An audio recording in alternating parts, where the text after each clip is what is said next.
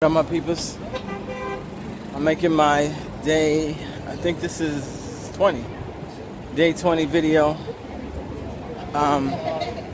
Internet Lifestyles Network 90-day video challenge. What happens during the 90 days is all of the scales fall off because you are continually put in front of a mirror to look at who you are being and the results that you are getting. And you are forced to deal with your own BS. One thing that I was going over today that was very profound. I am not a Buddhist, but I do study a lot of Buddhist principles. And one of the things, they have this thing called the 4 spiritual laws. And it's all connected with suffering. And one of the first laws, it was saying that, why do we suffer? And the thing that suffering all based down to is wanting, always wanting something. And just like you can want something, you can agree to have that thing. Like you can go through life and say, I don't have enough this, and that creates a wanting. But you can go through life and say, I have enough this or that, and that wanting is subsided because you have made an agreement with yourself, inside yourself, that you already have that thing that you desire. So one of the things I want to bring up is desire is a down payment on your dream. So you need to have desire. What you also need to do is have faith that that desire was given to you by the universe and that it will be fulfilled, and that the fact that you have it gives you a destination.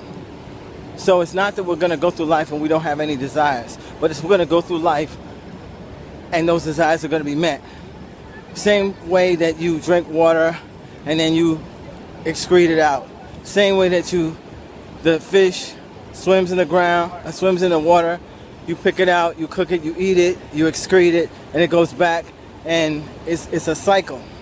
So the thing is that we have to have awareness. We don't even have to have faith. You have to have awareness that you are part of something larger than what is going on and what you see and you perceive. So this thing about the wanting, it's like a constant nagging. When I first got in the cab, I realized that I would go through the day and I would be slightly upset, and it would translate into my day by me not making any money. And I had to deal with how I was being, because I was like, you have an opportunity to make as much money as you will allow yourself to, and you've already negated the fact that you're in this situation by resisting the fact that you're here.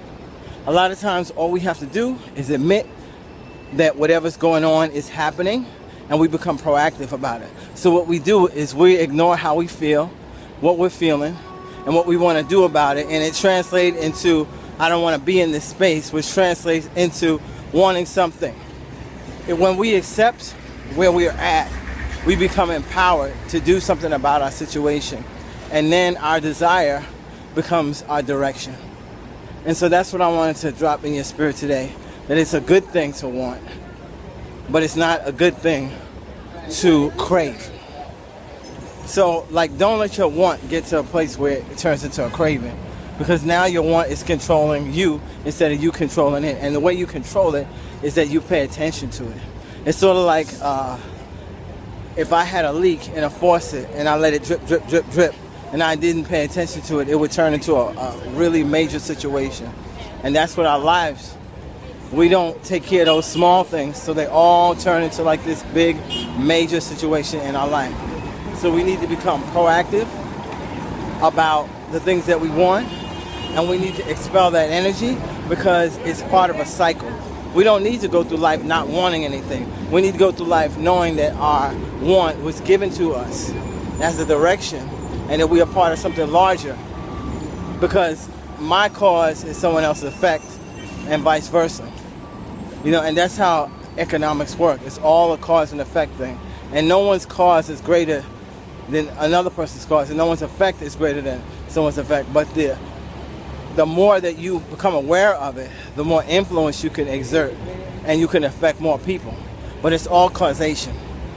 So my thing is, for me personally, I'm becoming proactive more and more about handling what I can handle. Like I went and I got my hair cut done. tight. And I'm making sure I stay on my grind and do the things that I need to do. And be in the space that I need to be in, because that's me living with purpose.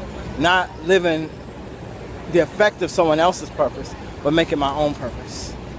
Peace.